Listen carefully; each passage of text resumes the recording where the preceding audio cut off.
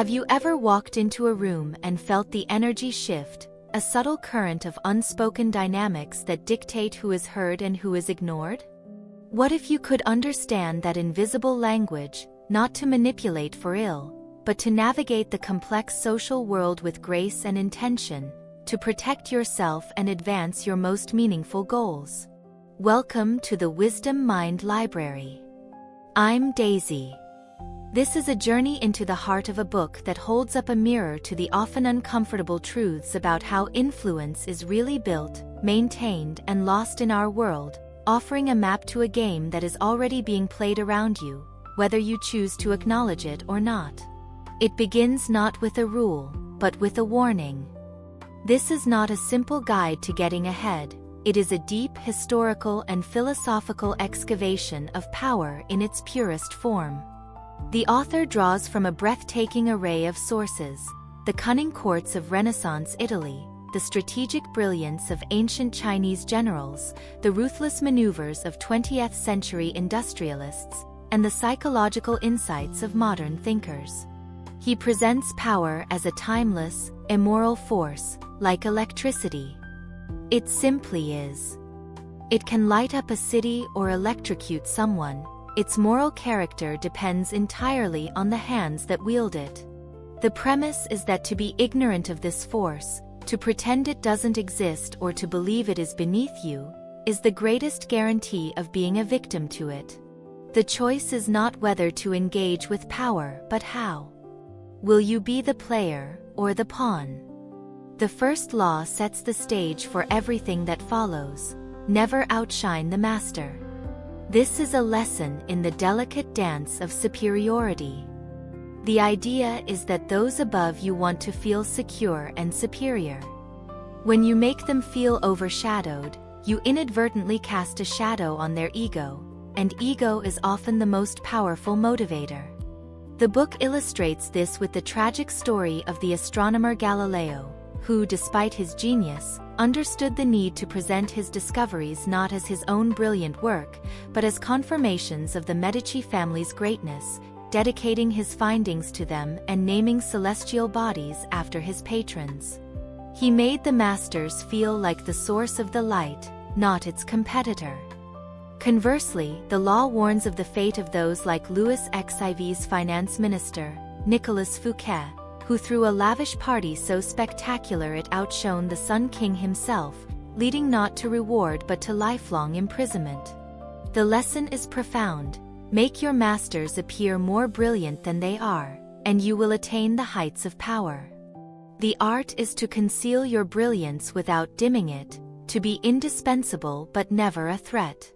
This leads directly into the second law: never put too much trust in friends, learn how to use enemies. Friends, with their emotions and familiarities, can easily become envious, feel entitled to your successes, or become complacent. An enemy, however, has everything to prove. A former enemy who has been won over is often more loyal than a friend because they have a greater investment in proving their loyalty. The book cites the example of the great Italian Prince Cesare Borgia, who, upon conquering a new region, would appoint a harsh and hated enforcer to bring order. Once the enforcer had done the dirty work and absorbed the public's hatred, Borgia would have him executed, presenting himself as the benevolent ruler who saved the people from a tyrant. He used a disposable enemy to consolidate his power and gain the people's gratitude. The law advises to be wary of the unconscious assumptions we have about friendship and loyalty in the realm of power, where emotions can cloud judgment and create unexpected vulnerabilities. Law 3: conceal your intentions. Power is often a game of prediction. People feel secure when they believe they know what you will do next. By keeping your plans and true goals shrouded in mystery, you control the narrative and prevent others from preparing a defense. The book tells the story of the 19th century financier Nathan Rothschild, who, upon receiving early news of Napoleon's defeat at Waterloo, did not rush to buy shares, which would have signaled his knowledge and driven prices up. Instead, he publicly sold his shares, creating a panic that everyone else should sell too. As prices plummeted to nothing, his agents quietly bought up the entire market. Only when he owned virtually everything did he reveal his true intention and knowledge, reaping a fortune from the panic he himself had engineered. He used a feint, a false intention, to hide his real goal until it was too late for anyone to stop him. The lesson is to work like a skilled card player, never revealing your hand, using patter and misdirection to keep your opponents, and even your allies, guessing. To conceal your intentions, you must master Law 4, always say less than necessary. The more you say, the more common you appear, and the more likely you are to say something foolish or revealing. Powerful people impress and intimidate by saying less. When you are forced to speak, make it vague and ambiguous, leaving others grasping for your meaning. This is exemplified by the figure of Louis XIV, whose every word was treated as a pronouncement. He would often respond to requests or complex questions with a simple, "I shall see." This non-answer left courtiers in suspense, never knowing his mind, which only increased his power and perceived grandeur. In contrast, the book points to the Greek philosopher Thales, who said, "The surest sign of wisdom is constant cheerfulness," suggesting that a closed mouth gathers no foot. In a negotiation, in a conflict, in any situation of power, the person who speaks less is in control, forcing the other to reveal more of their own position and weaknesses. The next set of laws deals with reputation and presence. Law 5. So much depends on reputation, guard it with your life. Your reputation is the cornerstone of your power. It precedes you, shaping how people perceive your actions before you even act. A solid reputation can magnify your strength and intimidate opponents into defeat or submission.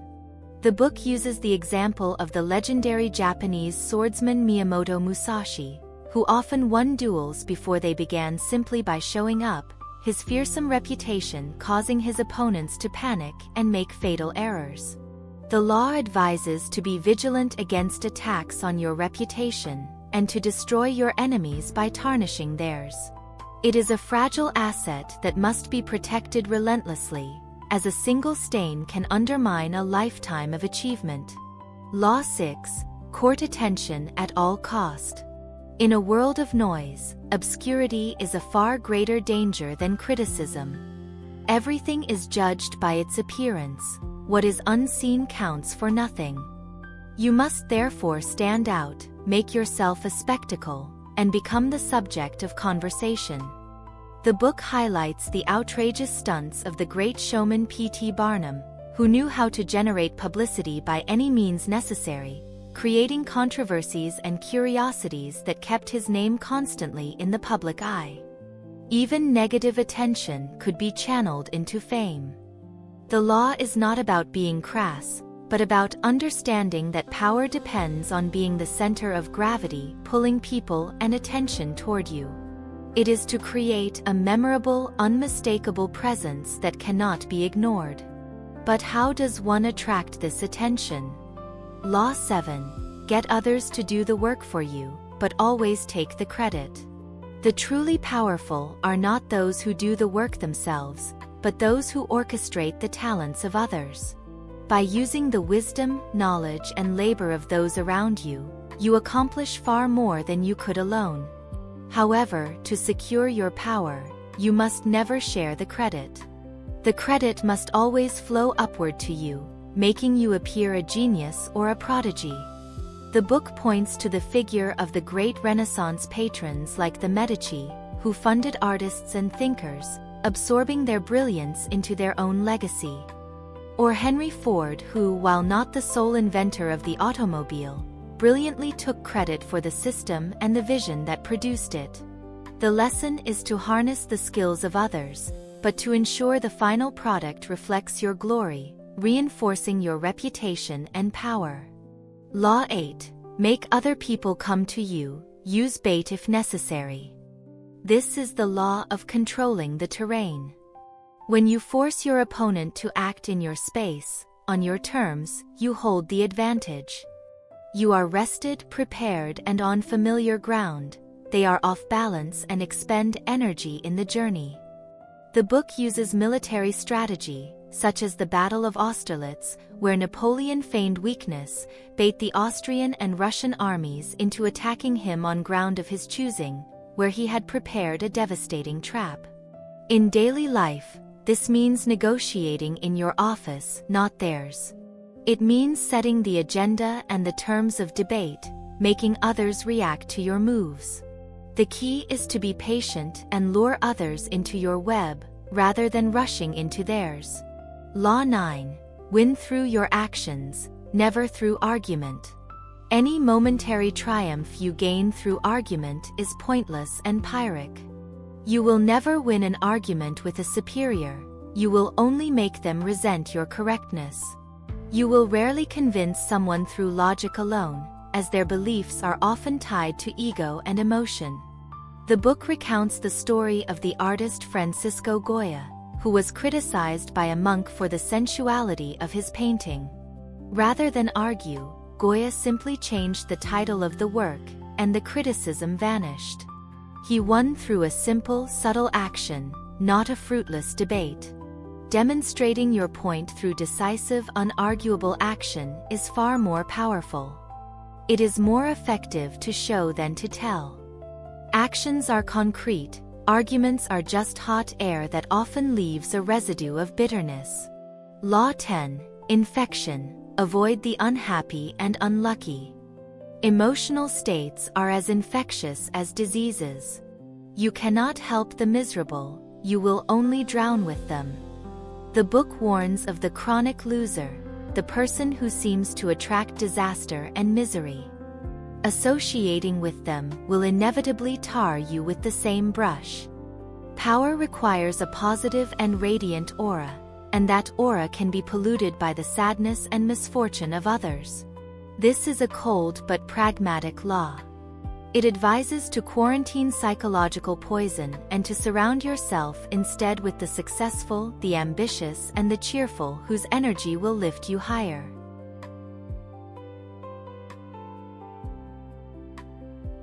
Law 11. Learn to keep people dependent on you. The ultimate form of security in power is to make others need you. To be the source of their success, their knowledge, or their stability. The more they rely on you, the more freedom you have. The book cites the example of the great courtiers of history, like Cardinal Richelieu in France, who made himself utterly indispensable to King Louis XIII by controlling information, managing affairs of state, and becoming the only one who could navigate the complexities of power. The king, though theoretically all-powerful, became dependent on his minister. The lesson is to become the sole source of a critical skill or resource, so that your presence is not just appreciated, but vital for the survival of others' ambitions. Law 12. Use selective honesty and generosity to disarm your victim. A single, honest act can cover over a dozen dishonest ones. After a series of manipulative moves, a gesture of true generosity or a blunt admission of a minor flaw can make you appear trustworthy and human, lowering your target's defenses completely. The book tells the story of the notorious con man Yellow Kid Weil, who would often return a small portion of money he had swindled to his victims, feigning a crisis of conscience. This act of honesty was so disarming that it often convinced them to invest even more with him later. The law is about the strategic use of truth and giving. A well-timed truth is a more powerful weapon than a constant stream of lies. Law 13. When asking for help, appeal to people's self-interest, never to their mercy or gratitude. People are overwhelmingly motivated by what benefits them. If you need to enlist someone's aid, you must frame your request not as a plea for charity, but as an opportunity for them. Show them how helping you will ultimately serve their own interests. The book references the ancient fable of the sun and the wind, who competed to get a mun to remove his cloak. The wind blew fiercely, but the mun only wrapped his cloak tighter. The sun shone warmly and the mun, feeling hot, willingly took it off. The sun appealed to the man's self-interest to feel cooler. The law is a reminder to never rely on another person's goodwill or memory of past favors. Always present a compelling case for why helping you is the best thing for them. Law 14. Pose as a friend, work as a spy. Knowledge is power. To gain the critical information you need, you must be a master of gentle, unnoticed inquiry. Gather intelligence by blending in, listening more than you speak, and posing harmless questions that reveal deeper truths. The book uses the example of business titans like John D. Rockefeller, who would often visit his own refineries in disguise to talk casually with workers, learning about inefficiencies and grievances firsthand, information his managers would never have volunteered. The law is not about dramatic espionage, but about the quiet, constant gathering of information in social and professional settings, learning the secrets and weaknesses of those around you to better navigate the power landscape. Law 15. Crush your enemy totally. This is one of the most severe and controversial laws. The reasoning is that a half-hearted victory leaves a wounded enemy who will recuperate, learn from their defeat, and return with a vengeance. By showing mercy, you plant the seed of your own future destruction. The book draws from history, like the fate of the Roman general Hannibal, who defeated the Romans repeatedly but never marched on Rome itself to crush the state completely. Given time to recover, the Romans eventually defeated him. The law argues that when you strike, you must do so with absolute finality, leaving no room for recovery or counterattack. It is a brutal law, advocating for a complete victory that eliminates the threat permanently. Law 16. Use absence to increase respect and honor. Too much circulation makes the price go down. The more you are seen and heard from, the more common you appear. By withdrawing strategically, you create a vacuum of your presence that others will fill with speculation and longing. You become talked about, missed, and your reappearance becomes an event. The book points to the artist Michelangelo, who would periodically disappear from Florence, making the city fathers anxious for his return and more appreciative of his genius when he was back. This law is about creating value through scarcity. Familiarity may not always breed contempt, but it certainly breeds a casual taking for granted. Absence makes the heart grow fonder, and power grows in the space of your disappearance. Law 17. Keep others in suspended terror. Cultivate an air of unpredictability. Predictable behavior is boring and easily countered. When you act erratically, you keep everyone off balance. They cannot anticipate your next move, which makes you seem dangerous and powerful. They waste their energy trying to figure you out. The book uses the example of the Russian ruler Ivan the Terrible, whose sudden violent mood swings from pious generosity to savage cruelty kept his court in a constant state of terrified obedience. No one knew what would please or enrage him. While this is an extreme case, the principle is to introduce a level of strategic unpredictability in your actions to keep opponents guessing and prevent them from comfortably formulating a plan against you. Law 18. Do not build fortresses to protect yourself. Isolation is dangerous. The world is dangerous, and the temptation is to withdraw behind walls, both literal and social. But isolation cuts you off from valuable information and makes you an easy, forgotten target. Power is cultivated through constant circulation and connection. The book warns of the fate of monarchs like Louis XVI and Marie Antoinette, who isolated themselves in the Palace of Versailles, oblivious to the rising tide of revolution until it was too late. The law advises to be of the world, to mingle, to know what is happening on the street. Your safety lies in your networks and your awareness, not in your walls. Law 19. Know who you're dealing with, do not offend the wrong person.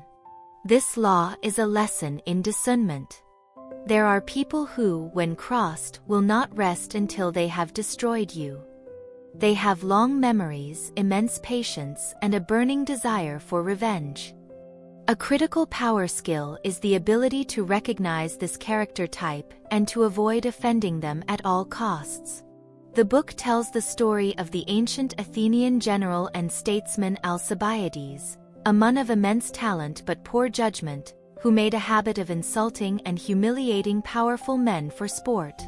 Eventually, his numerous enemies banded together and orchestrated his downfall and exile. The law is a call for strategic caution.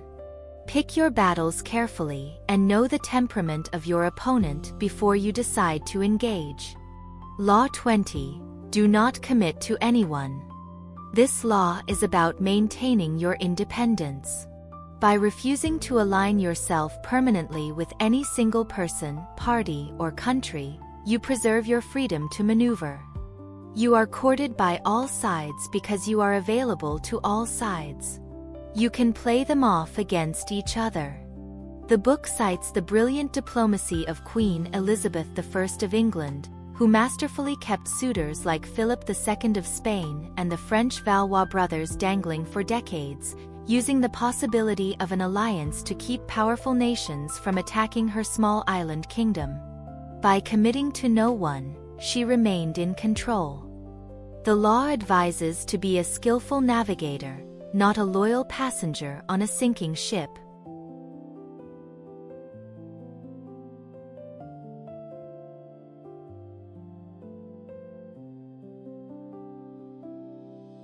Law 21. Play a sucker to catch a sucker, seem dumber than your mark. No one enjoys feeling less intelligent than another. When you openly display your cleverness, you make others defensive and wary. But if you play naive or slightly foolish, you can be disarmingly effective. Your opponents, feeling superior, will let their guard down, revealing their secrets and strategies. They will not bother to conceal their plans from someone they consider a simpleton. The book references the great detective stories of Sherlock Holmes, who often played the bored, eccentric gentleman to lull criminals into a false sense of security. The law is about the power of strategic humility. Appearing less intelligent than you are is the ultimate disguise. Law 22. Use the surrender tactic. Transform weakness into power. When you are weaker, never fight for honor's sake. Choose surrender instead. Surrender gives you time to recover, time to wait for your enemy's power to wane, and time to plot your next move. It is a ploy, not a defeat. The book uses the example of the ancient Chinese strategist Sun Tzu, who taught that sometimes the army must retreat to advance later. Or in business, a company might yield a small market to a competitor to avoid a costly war, only to focus its resources on dominating a more valuable one. By surrendering, you lull your enemy into a sense of victory, which often makes them complacent and vulnerable. You have turned your momentary weakness into a strategic advantage. Law 23. Concentrate your forces. Conservation of force is a key military principle. Your power is diluted when spread across too many fronts. The key to great success is to identify a single core source of power, a unique skill, an untapped market, a critical alliance, and focus all your energies and resources on it. The book points to the focus of the Medici family on banking, or of Henry Ford on the production line. They did not dabble, they dominated one thing completely. By concentrating your forces, you create an irresistible intensity that can break through any obstacle. Diffused energy leads to mediocrity, concentrated energy leads to power. Law 24. Play the perfect courtier. The court is everywhere, in offices, in social circles, in any hierarchical structure. This law provides a code of conduct for thriving in such environments. The perfect courtier masters the art of indirection. They flatter by agreeing with others' self-love, they assert their independence subtly, and they never gossip or criticize their superiors openly. They are masters of social grace and political nuance. The book draws from Baldassare Castiglione's The Book of the Courtier, outlining behaviors that allow one to gain influence and favor without ever seeming to grasp for it. It is the power of social intelligence, of making those above you feel comfortable and elevated in your presence. Law 25. Recreate yourself. Do not accept the role that society has given you. Forge a new identity that commands attention and does not place you within a familiar, dismissible category. Self-creation is the ultimate power. The book uses the example of the great actress Sarah Bernhardt, who crafted her own persona, creating myths about her background and behaving in ways that were uniquely and memorably her own. She became a work of art, not a product of her environment. This law is about taking control of your own narrative. You are the author of your character, write a powerful one. Law 26. Keep your hands clean. You must seem a paragon of civility and ethics. Therefore, you need to use scapegoats and catspaws to do the dirty work for you. Conceal your involvement in unpleasant deeds. There must always be a visible, disposable person to blame. The book returns to the example of Cesare Borgia and his enforcer, Ramiro de Orco.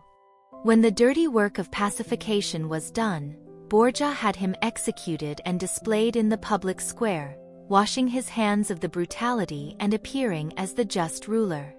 Your reputation for cleanliness is paramount. You must always preserve the illusion of innocence. Law 27. Play on people's need to believe to create a cult-like following. People have a desperate need to believe in something. Offer them a cause, a new ideal, a vision that gives their lives meaning and focus. Keep your vision vague but full of promise. Use ceremony and symbolism to inspire awe and devotion. The book analyzes figures like the mystic Grigory Rasputin, who offered the desperate Russian royal family hope and spiritual certainty, or even modern-day gurus who build followings.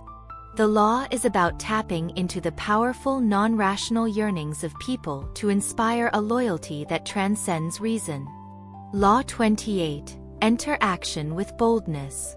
If you are unsure of a course of action, do not attempt it. Your doubts will infect your execution. But when you do act, do so with boldness and audacity. Any mistakes you make are likely to be covered over by the sheer intensity of your initial attack. No one admires the timid, everyone is drawn to the bold. The book tells of the Greek warrior Alexander the Great, who, faced with the seemingly impossible knot of Gordium, did not carefully untie it. He drew his sword and cut it in half. This bold, unexpected act was taken as a powerful omen of his destined conquest of Asia. Hesitation creates gaps for doubt and opposition. Boldness leaves no gap.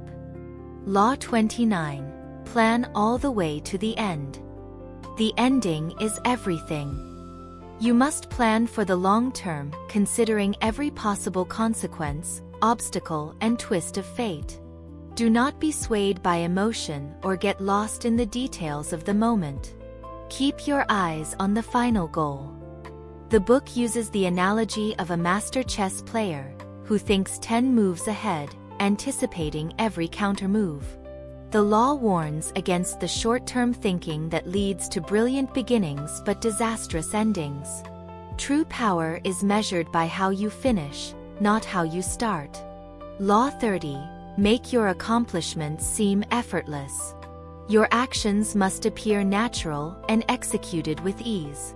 It conceals the careful planning and hard work behind them, making your success seem almost magical, a product of your innate genius. This intimidates opponents who believe you are effortlessly superior. The book refers to the concept of sprezzatura from the Italian Renaissance, the art of making the difficult look easy. Like a master dancer who never shows the strain of practice, you must make your achievements seem to flow from a natural, divine grace. Avoid the temptation to complain about how hard you worked. It only makes your success seem mundane. Law 31. Control the options. Get others to play with the cards you deal. The best way to get what you want is to give people a choice, but a choice between options that you have carefully designed. Whichever they choose, you win. They feel in control of their destiny, while you are actually in control of the board. The book gives the example of a parent offering a child the choice of going to bed now or in 10 minutes. Either way, the child is going to bed. In power dynamics, this is about structuring proposals so that every possible outcome advances your agenda. It is the illusion of choice, which is a far more effective tool than force.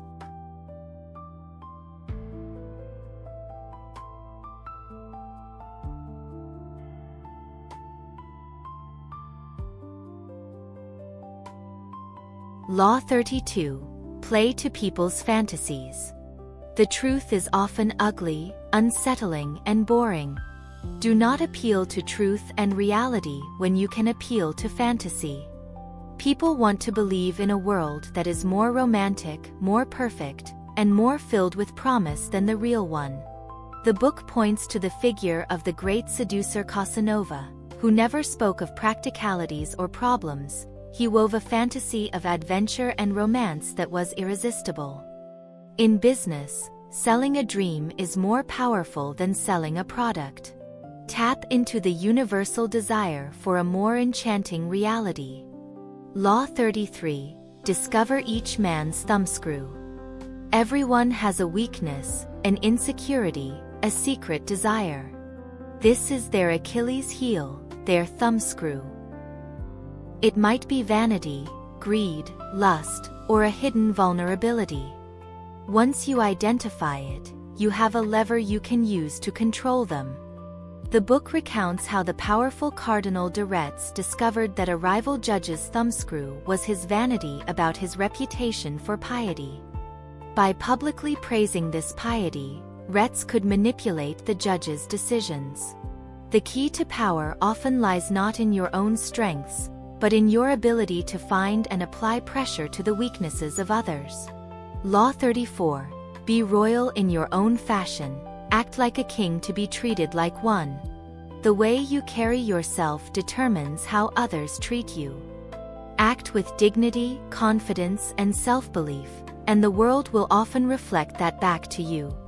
Do not beg or apologize for your existence.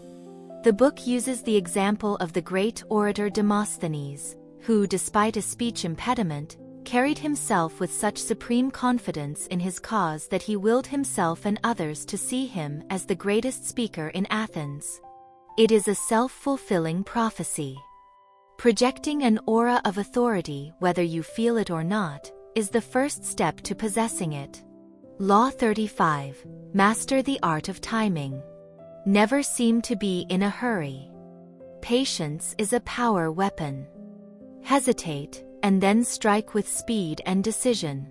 Learn to recognize the right moment, when trends are forming and circumstances are aligning. The book draws from the natural world, like the farmer who knows the exact right time to harvest. In history, it was the general who waits for the enemy to make a mistake before launching an attack. Rushing in at the wrong time destroys everything. The powerful have a feel for the tempo of events and know when to pause and when to move with lightning speed. Law 36. Disdain things you cannot have. Ignoring them is the best revenge. Acknowledging a problem or an enemy you cannot defeat only gives it power and air. By turning your back on what you cannot have, you deny it the satisfaction of a reaction. You appear superior and unbothered. The book tells the fable of the fox and the grapes. By dismissing the grapes as sour, the fox saves his pride and moves on. This is not self-deception, but a strategic withdrawal of attention.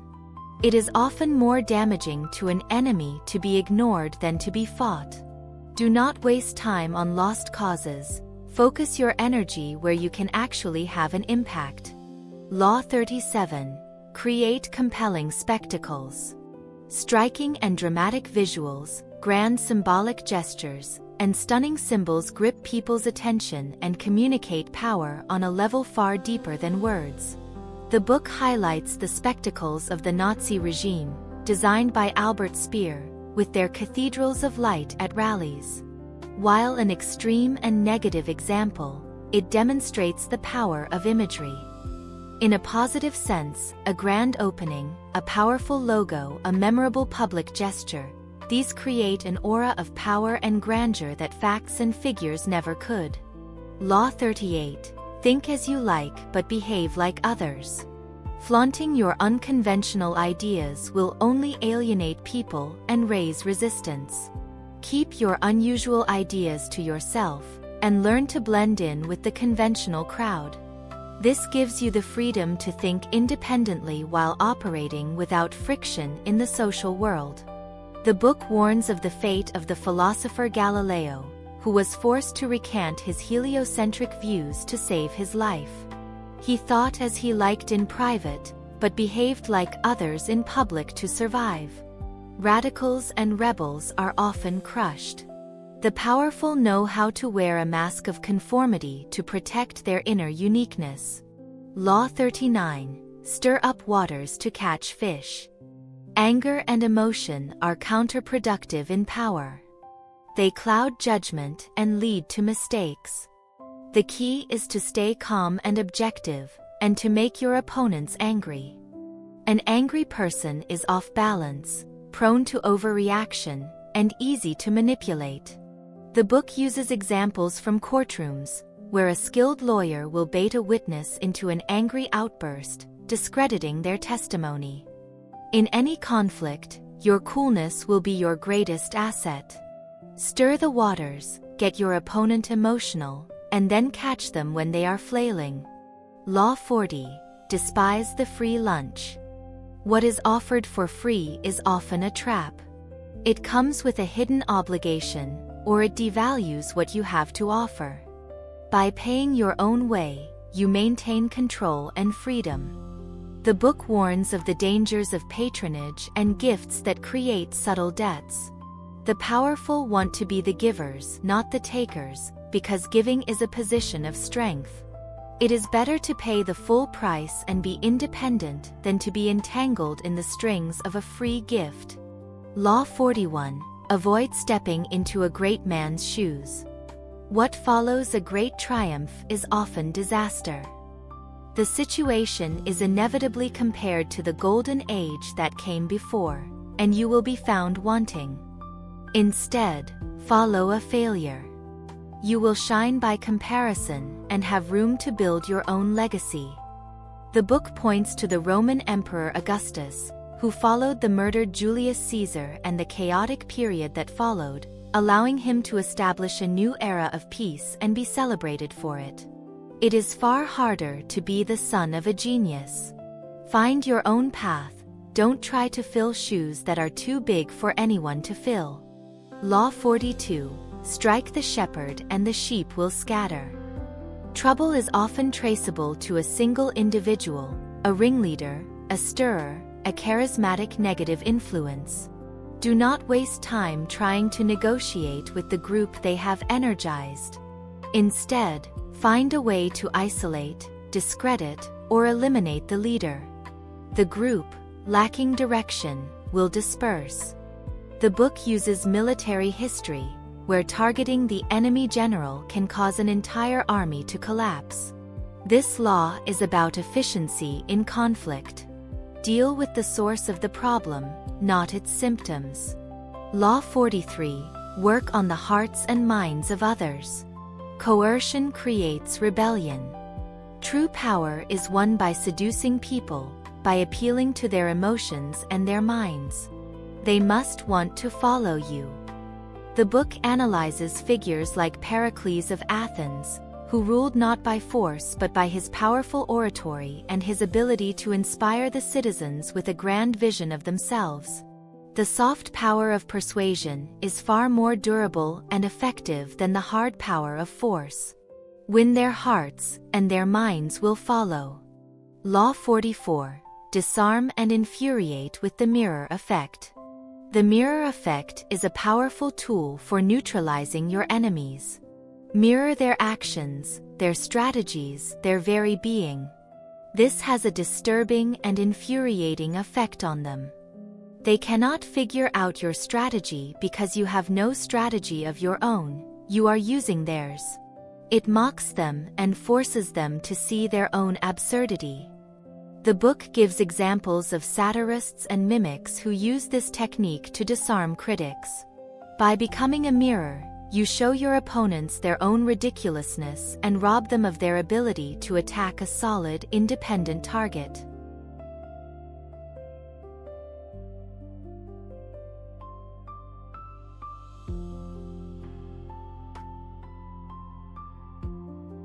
Law 45. Preach the need for change, but never reform too much at once. Everyone understands the need for change in the abstract, but people are deeply attached to tradition and habit. If you reform too much too quickly, you will provoke a violent backlash. Instead, make a show of respecting the old way while subtly introducing change in small, incremental doses. The book references the reforms of the ancient Athenian lawgiver Solon, who understood the need to appease the established powers while slowly moving society toward greater justice. People need time to adjust. Present change as a gentle evolution, not a radical revolution. Law 46. Never appear too perfect. Appearing too perfect creates envy and distrust. It makes others feel inferior. By admitting a small harmless flaw or making a minor humanizing mistake, you make yourself more relatable and disarming. The book uses the concept of the pratfall effect in psychology, where a person's attractiveness actually increases after a minor blunder. This is the strategic use of vulnerability. It protects you from the silent resentment that perfection often inspires. Law 47. Do not go past the mark you aimed for. In victory, learn when to stop. The moment of victory is often the moment of greatest danger. In the flush of triumph, arrogance can take over, leading you to push for more, to overreach, and to destroy what you have already gained. The book tells of the overextension of the Persian Empire, or of countless generals who, after a great victory, pursued a fleeing enemy too far and were ambushed. The law is a call for strategic restraint. Know your goal, achieve it, and then stop. Do not let greed cloud your judgment at the very moment it should be clearest. Finally, Law 48. Assume formlessness. To be rigid and predictable is to be easily broken. The ultimate power is the power to adapt, to be as fluid and shapeless as water. Water fits into any vessel, it can drip or crash, and it can wear away the hardest stone. Do not commit to a single, rigid strategy. Instead, adapt to your environment, to your opponent, to the moment. The book draws from the philosophy of Bruce Lee, "Be water, my friend." The powerful are those who can change their shape to fit any circumstance, who can be conservative or radical, ruthless or kind, as the situation demands. They are defined by no single form, and are therefore unbreakable. This journey through these principles is not about becoming a villain, but about developing a profound form of literacy.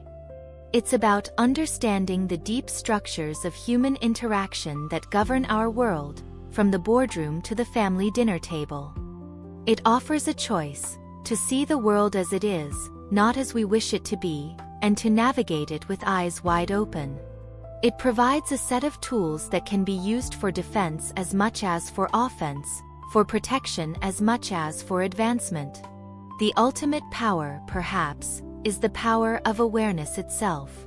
It leaves you not with an answer, but with a question that only you can resolve for yourself. Having seen the mechanisms of influence laid so bare, how will you choose to move through the world? Will you use this understanding to build, to create, and to protect, or will you see it as a manual for conquest? The choice, as it has always been, remains yours alone. And perhaps that is the final, unspoken law. True power is not just about controlling others, but about mastering the choices you make with the knowledge you now possess. Power is not what you do to people, it's what you can inspire people to do for themselves. A reminder that the greatest influence often elevates rather than diminishes. Thanks for listening to the Wisdom Mind Library. Until next time, I'm Daisy.